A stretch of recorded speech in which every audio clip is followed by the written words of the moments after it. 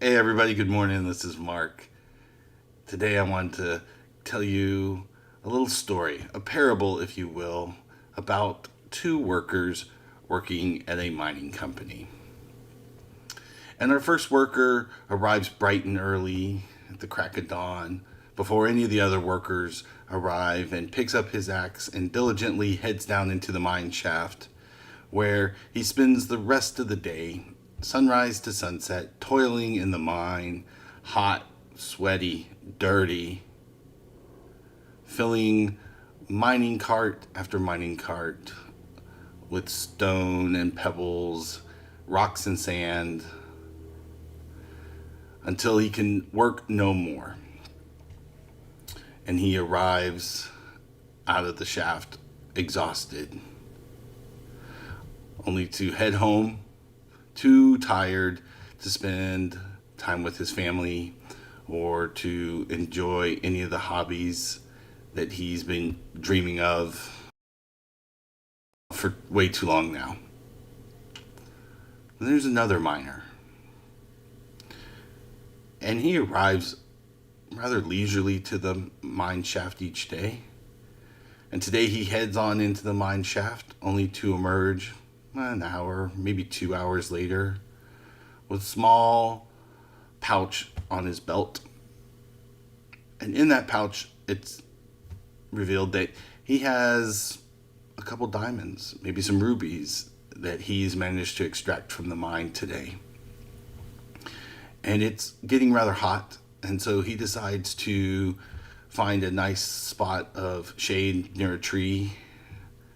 Maybe it's even an oasis, right? And pulls out his lunch, nice sandwich and a tasty beverage, and relaxes and pulls a book out and reads some uplifting literature, enjoys it, decides he's a little tired. I mean, he was down in the mine earlier today and takes a little nap, siesta,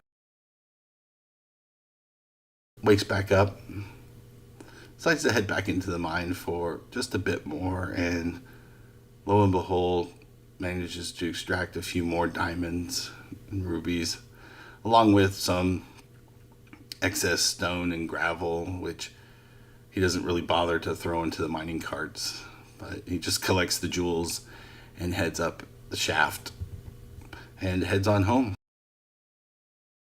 where he has a wonderful evening with his family and friends and shares his stories of the day of what he found in the mine. Now, when you think about those workers,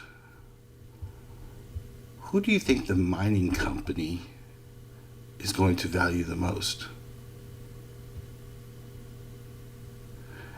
You see, because how you answer that question says a lot about how you're thinking about work and how we value others at work. And I would argue, in the new economy and the way things are going, Miner One is really the model for success moving forward. You see, with just a couple hours of work, he was able to extract jewels where the other workers were extracting rocks, filler, sand, very low value commodity items, where he's extracting jewels.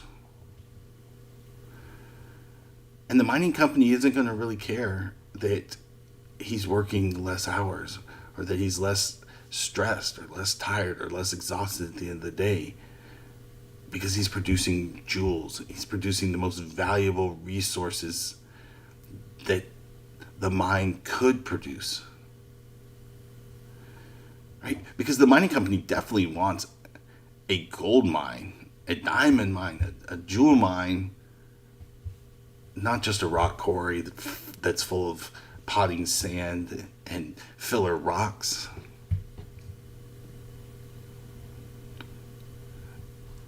And that's a good way to think about how you're going about your work and how you're thinking about your schedule, especially if you're a knowledge worker. If you have a deliverable, if you have projects, if you have results that you're being asked to deliver diamonds. not filler rock. You see, even you know that. Like, you don't care how long it takes me to do this video. If I can do it in 5 minutes, great. But if I spend a week on this, that's not any more valuable to you. You just don't care.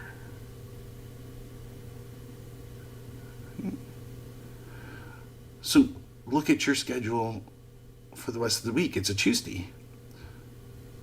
There are probably things that are on your schedule now that you wish weren't.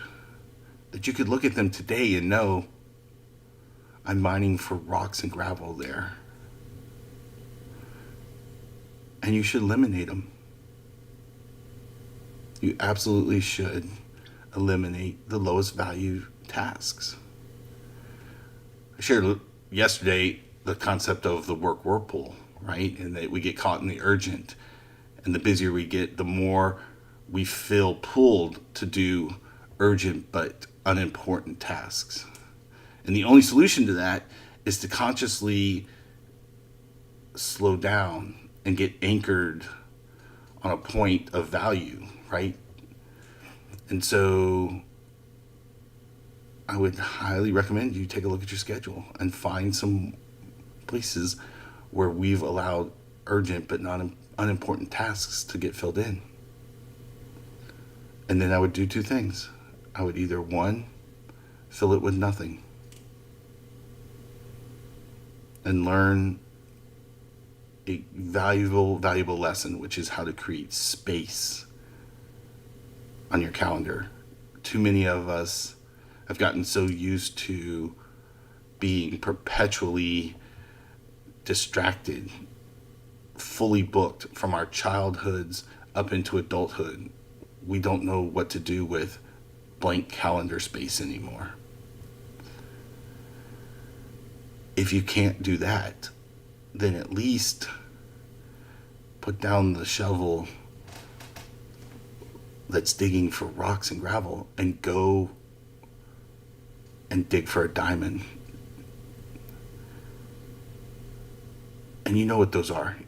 You know what the most valuable results that you can deliver for your company are, that you can deliver for yourself. That's a better use of that hour.